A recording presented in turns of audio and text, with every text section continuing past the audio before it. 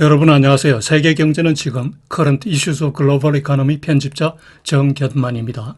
네, 7월 14일자 세계 경제는 지금 시작하겠습니다. 오늘 토픽 한 건, 단신 3건, 그리고 오늘의 명상 시간에는 우리나라 가사문학의 백미격인 송강정철의 관동별곡, 그 중에서도 결사 부분을 감상하시겠습니다. 오늘의 토픽은 6월 중 미국의 소비자 물가 CPI가 전월 대비 0.1% 하락하였던 소식입니다. 전년 동월 대비로도 3% 상승에 그쳤는데요. 이는 3년 내 최저입니다. 네, 오늘도 단신 3건을 올렸습니다. 첫 번째 단신은 6월 중 미국의 생산자 물가 PPI가 전월 대비로 0.2% 그리고 전년 동월 대비로는 2.6% 상승에 그쳤다는 소식입니다. 두 번째 단신은 중국의 6월 중 무역수지 흑자 규모가 990억 500만 달러에 달하있다는 소식인데요. 수출이 전년 동월 대비 8.6%나 증가하고 수입은 반면에 2.6%나 감소하였기 때문입니다. 상반기 전체 무역 흑자는 4,350억 달러, 이 중에 대미 무역 흑자가 1,599억 달러에 달합니다. 세 번째 단신은 다음 주 미국 금융시장 주요 이슈 및 일정입니다.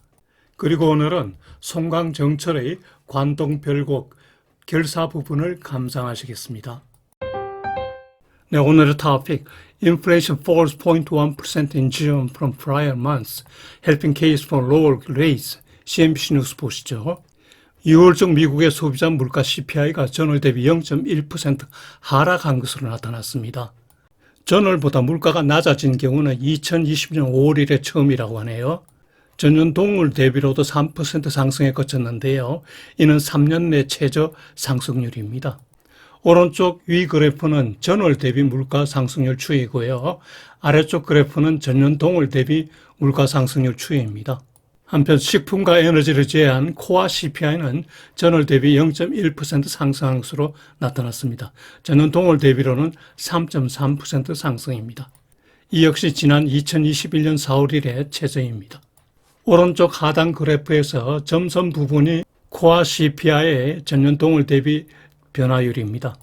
6월 물가가 5월 물가보다 내려간 첫째 요인은 가솔린 가격이 3.8%나 하락하였기 때문입니다. 그리고 그동안 소비자 물가의 상승을 주도하였던 주거비 그리고 음식료가 이달에는 각 0.2% 상승에 그쳤습니다. 물가 전문가는 앞으로 소비자 물가가 더 하락할 것으로 전망하는데요. 그 근거로 그동안 CPI 상승을 주도하던 주거비가 안정되고 있고 고용 지표도 쿨링 다운하고 있으며 여기에다 최근 소비 심리 지수가 최근 4개월 동안 하락 추세를 보이고 있기 때문입니다. 이러한 CPI 지표를 연준 입장에서 보면요. 물가가 연준 목표 2%에 근접하고 있다는 확신이 증가하는 계기가 되죠. 고금리를 유지할 명분이 감소하기 때문에 9월부터 금리 인하가 가능할 것으로 보는 거죠. 연내 몇 회 인하할지는 추가 데이터에 기초할 것으로 보입니다. 시장의 금리 인하 기대는 점점 더 확대되고 있는데요. 지난 주말 CME 그룹의 패드워치 트래커에 따르면은 연내 50bp 인하가 40% 확률이고요. 연내 3회 75bp 인하가 52%로 가장 높은 확률입니다. 시장의 금리 인하 기대가 무척 높아졌는데요. 자세한 내용은 다음 페이지 CME 그룹의 패드워치를 한번 살펴보시면 되겠습니다. 그러나 주식시장은 당일 좀 기대와 달리 반응하였는데요. CPI 발표 직후에는 주식 선물이 올랐지만은 그러나 본장에 들어가서는 그동안 크게 올랐던 그 기술주 중심으로 차익 매물이 많이 나와서 당일 상당폭 하락하였죠. 호재가 당일 악재로 작용한 거죠. 한편 국제시장에서는 금리 인하 기대가 증가해서 수익률이 하락하였습니다. 예, 오늘 또 패드워치 트래커를 보면서 향후 연준 기준금리를 예상해 보시죠. 먼저 9월 18일 FOMC에서의 페더럴 펀드 타겟 레이트를 한번 보면요. 그 전주에는 현행 동결이 33%, 25bp 인하가 72%였는데요. 이번 주에는 현행 동결이 5.6%에 불과하고 25bp 인하가 88%나 됩니다. 그리고 12월 18일자 FOMC 페더럴 펀드 타겟 레이트 확률을 보면요. 기대 금리 인하 폭이 크게 확대된 것을 볼 수 있죠. 12일 지난 주말 기준으로 보면 현행 동결은 0.1% 불과하고 25bp가 4.2%, 그리고 50bp 이하 인하가 40%, 3회 인하 75bp 인하가 52%에 달합니다. 페드가 연내 3회까지 금리 인하를 할지는 앞으로 나올 경제 지표를 잘 살펴봐야겠죠. 네, 오늘 첫 번째 단신 보시죠. 6월 중 미국 생산자 물가가 전월 대비로는 0.2% 상승하고 전년 동월 대비로는 2.6% 상승에 그쳤다는 소식입니다. 오른쪽 그래프는 전년 동월 대비 PPI 상승률 추이인데요. PPI 상승률이 작년 11월 이래 소폭 꾸준히 상승하고 있지만은 최고율이 2.6%에 불과하기 때문에 아직 괜찮다는 거죠. 품목별 생산자 물가 동향을 보면요. 먼저 상품의 경우에는 0.5% 하락하였습니다. 전월 대비입니다. 특히 가솔린의 경우에는 전월 대비 5.8%나 하락하였습니다. 에너지 제품 가격 전반적으로 하락을 하고 있습니다. 식품도 0.3% 하락하였습니다. 다만 계란은 55.9% 올랐네요. 5월에 34.8% 하락에 대한 반작용 같습니다.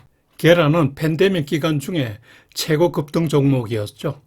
식품과 에너지를 제외하면은 상품 가격은 전월과 같다고 하는군요. 반면에 서비스 요금은 0.6%나 상승하였습니다. 이달 PPI 상승의 주 요인이죠. 그러나 일부 서비스 요금은 하락하였는데요. 운수 창고 비용, 호텔 비용, 의사 비용이 감소하였습니다. 전문가들의 평가에 따르면 도매물가 상승이 이제 제한적이라고 하네요. 도매물가, 소매물가 할 것 없이 지난 2달 사이에 물가 하락이 궤도에 올랐다는 평가를 합니다.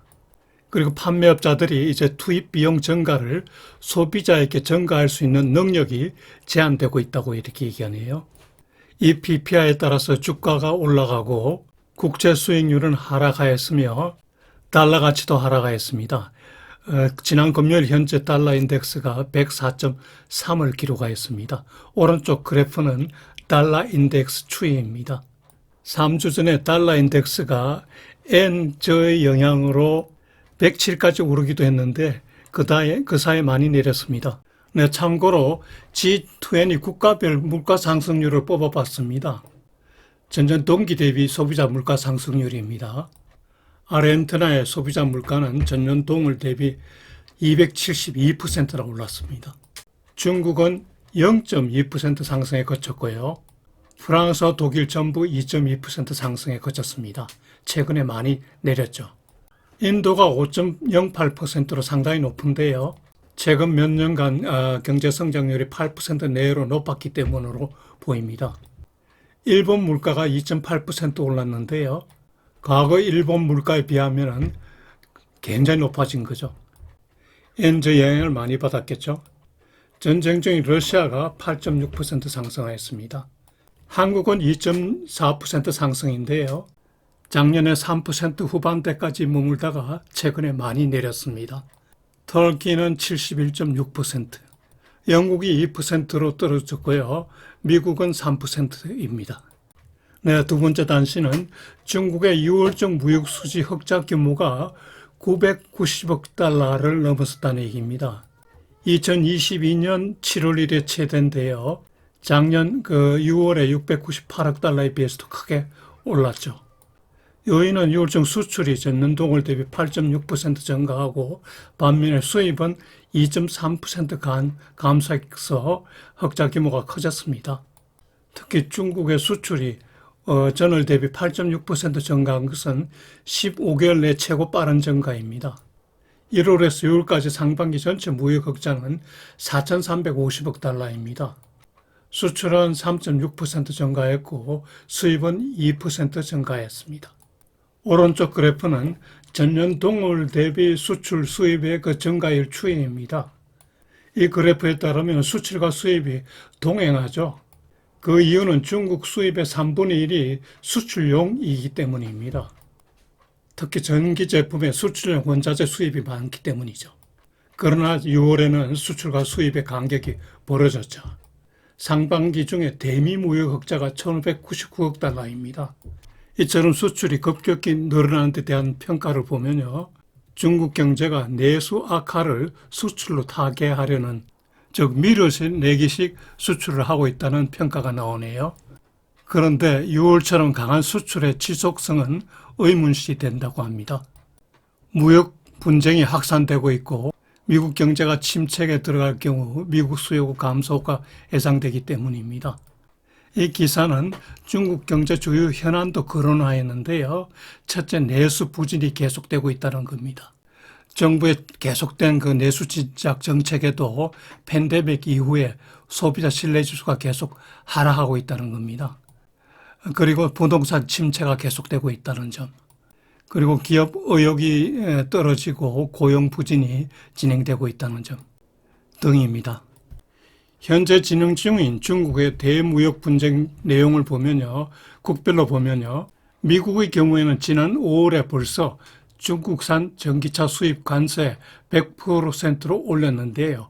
기존의 25%에서 4배로 올렸습니다.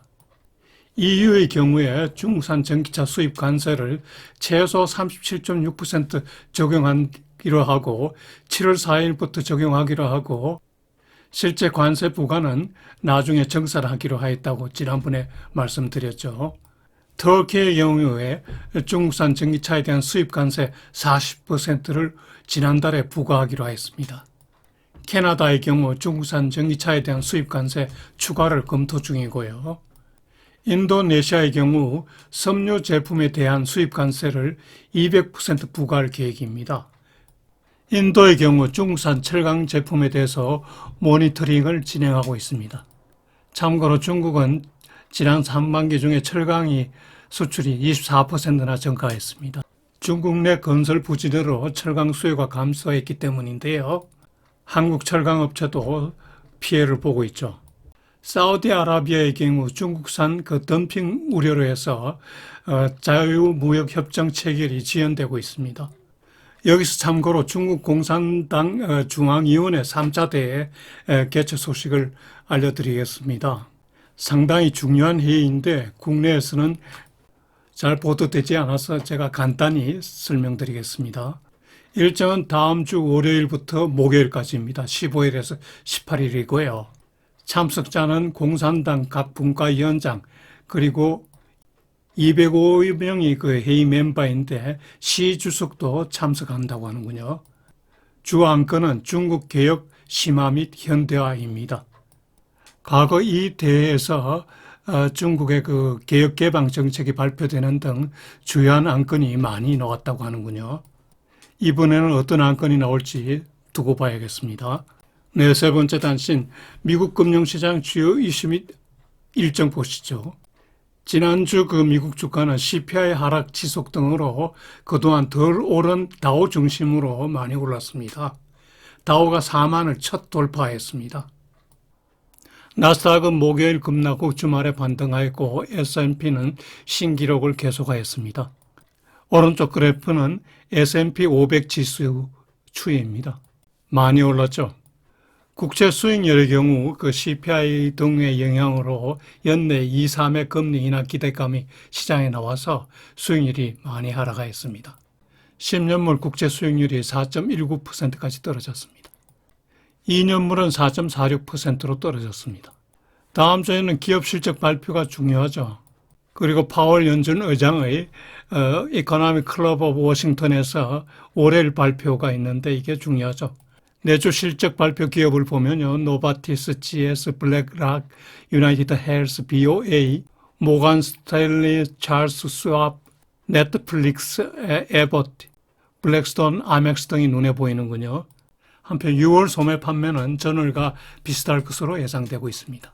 네, 요일별 일정은 표를 참고하시기 바랍니다.